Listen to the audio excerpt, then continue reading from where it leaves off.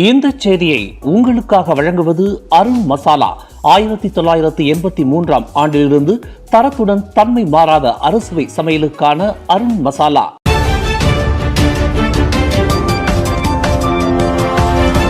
வணக்கம். திசைகளின் ஒரு மணி செய்திகள். கணவர் அழைத்து சென்ற கே. கிருஷா எங்கே இருக்கிறார் என தெரியவில்லை.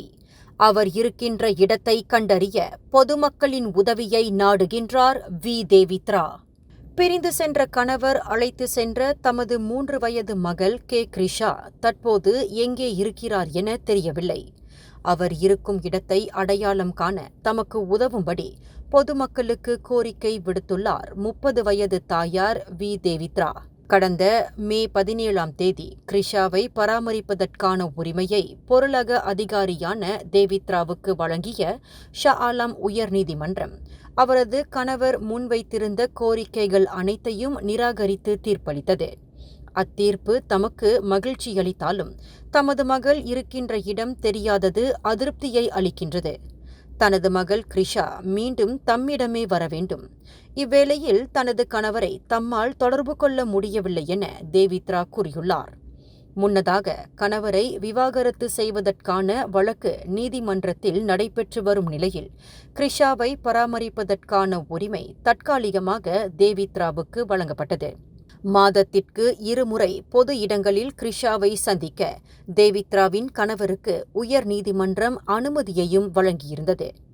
கடந்த ஆண்டு செப்டம்பரில் கிருஷாவை கோலாலம்பூருக்கு அழைத்து செல்வதாக தமது கணவர் குறுந்தகவல் வழி தெரிவித்ததை அடுத்து தேவித்ரா போலீசில் புகார் அளித்திருந்தார். ஆனால் கிருஷா அவரது தந்தையுடன் இருப்பதால் அவரை அவர் கடத்தியதாக அர்த்தம் கொள்ள முடியாது என விசாரணை அதிகாரி தம்மிடம் கூறியதாக தேவித்ரா கூறியிருந்தார். இதனிடையே சம்பந்தப்பட்ட தீர்ப்புக்கு எதிராக தேவித்ராவின் கணவர் செய்துள்ள மேல்முறையீடு குறித்த நோட்டீஸை அவர் தரப்பு வழக்கறிஞரிடம் இருந்து நேற்று காலையில் தாம் பெற்றதாக தேவித்ராவின் வழக்கறிஞர் ரேணுகா கூறினார். கடந்த ஆண்டு நவம்பர் 7ஆம் தேதி கிருஷாவை தேவித்ராவின் கணவர் சிங்கப்பூரிலிருந்து இந்தியா பெங்களூருக்கு விமான பயணத்தின் வழி அழைத்து சென்றுள்ளார். இன்டர்போல் வழங்கிய தகவலில் அது தெரியவந்திருப்பதாக ஸ்லாங்கூர் போலீஸ் எழுத்துப்பூர்வ பதிலில் கூறியுள்ளதாக ரேணுகா குறிப்பிட்டார். பர்சாத்து கட்சியின் தலைவர் பொறுப்பில் தான் ஸ்ரீ முஹிடின் யாசின் நீடிக்க உள்ளதை அடுத்து அனைத்து தரப்பினர்களின் கவனமும் துணைத் தலைவர் பதவிக்கு போட்டியிடவிருப்பவர்களின் பக்கம் திரும்பியுள்ளது. இவ்வாண்டு அக்டோபரில் நடைபெறவிருக்கும் அக்கட்சி தேர்தலில் 2020ஆம் ஆண்டு முதல் துணைத் தலைவர் பதவியை வகித்து வரும் டத்தோசரி அஹ்மத் ஃபைசால் அசுமு அப்பொறுப்பை தற்காக்க உள்ளார். அவருக்கு போட்டியாக நடப்பு பொதுச் செயலாளர் டத்தோசரி ஹம்சா ஜைனுடின் களம் காண உள்ளதாக பர்சாத்து கட்சியை சேர்ந்த நெருங்கிய வட்டாரம் தெரிவித்துள்ளது. உச்சமன்ற உறுப்பினராக 2 தவணைகளை நிறைவு செய்திடாத ஹம்சா முதன்மை பதவிகளுக்கு போட்டியிட முடியாது என இதற்கு முன்பு கூறப்பட்ட நிலையில் தற்போது அக்கட்சியின் உச்சமன்றம் அவருக்கு போட்டியிட அனுமதியளித்துள்ளதாக அத்தரப்பு கூறியது. முஹிடின் தலைவர் பொறுப்பிலிருந்து விலகும்போது இடைக்கால தலைவராக துணைத் தலைவரே பொறுப்பேற்பார் என்பதால் துணைத் தலைவர் பதவிக்கு பலத்த போட்டி நிலவுகின்றது. இவ்வேளையில் பொதுச் செயலாளர் பதவிக்கு ஸ்லாங்கூர் பர்சாத்து தலைவர் டத்தோசரி அஸ்மின் அலி நியமிக்கப்படுவார் என்றும் அத்தரப்பு தகவல் வெளியிட்டுள்ளது.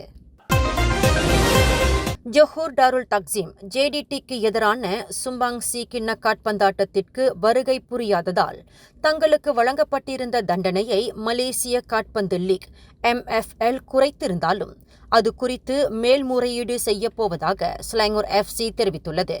இதற்கு முன்பு 100,000 ரிங்கிட் அபராதம், உபசரணை அணியான ஜேடிடிக்கும் MFLக்கும் இழப்பீடு, லீக்கில் 3 புள்ளிகள் குறைப்பு, ரசிகர்கள் இன்றி காற்பந்தாட்டத்தை நடத்துவது உள்ளிட்ட தண்டனைகள் ஸ்லாங்கூர் FCக்கு வழங்கப்பட்டன. அத்தண்டனை குறித்து ஸ்லாங்கூர் சுல்தான் ஷராஃபுடின் இட்ரிஷா மூர்க்கமடைந்ததை அடுத்து சம்பந்தப்பட்ட தண்டனைகளை பரிசீலிக்க MFL அபராத தொகையை 60,000 வெள்ளியாக குறைத்ததோடு 3 புள்ளிகளை குறைக்கும் முடிவையும் கைவிட்டது. அத்துடன் ரசிகர்கள் இன்றி காற்பந்தாட்டத்தை நடத்தும் முடிவையும் மீட்டுக்கொள்வதாக நேற்று அறிவித்தது. ஸ்லாங்கூர் FCக்கு விதிக்கப்பட்ட தண்டனையை மலேசிய காற்பந்து லீக் MFL குறைத்தது குறித்து கடும் அதிருப்தியை வெளிப்படுத்தியுள்ளார். ஜொஹூர் டாருல் தக்சீம் JDT கிளப் உரிமையாளர் துங்கு இஸ்மாயில் சுல்தான் இப்ராஹிம்.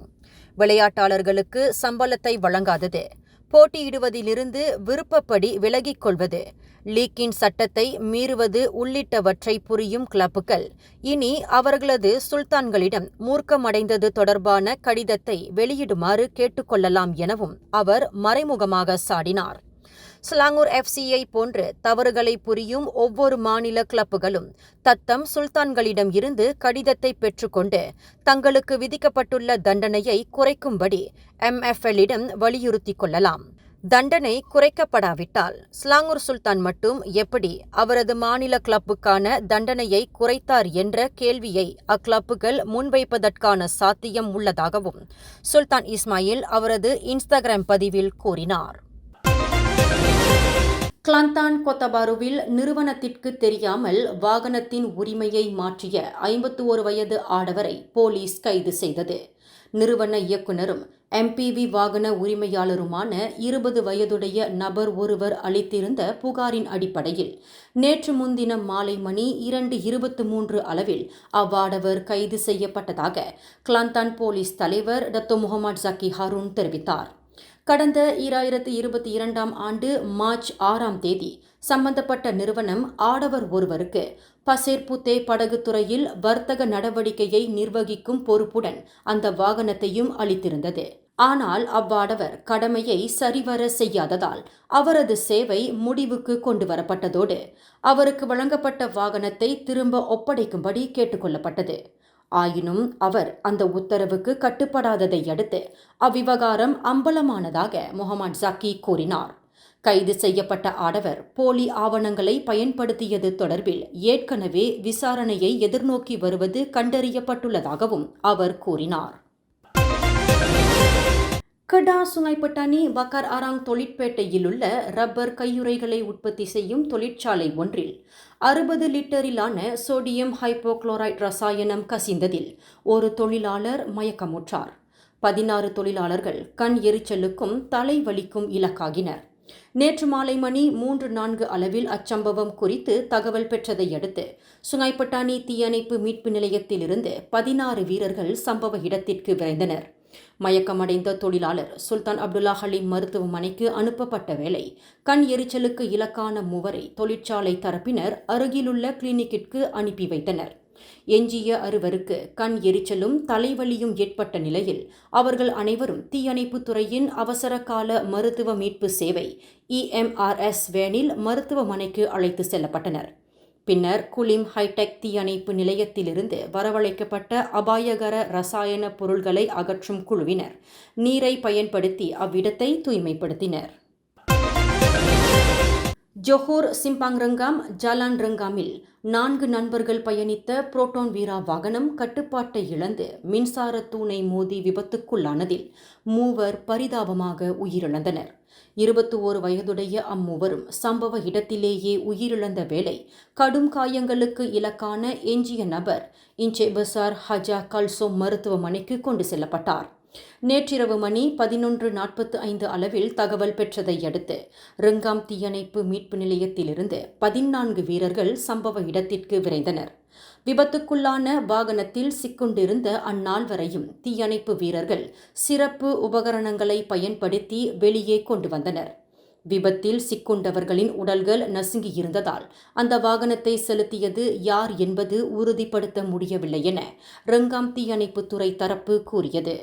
இந்த செய்தியை உங்களுக்காக வழங்கியது அருண் மசாலா.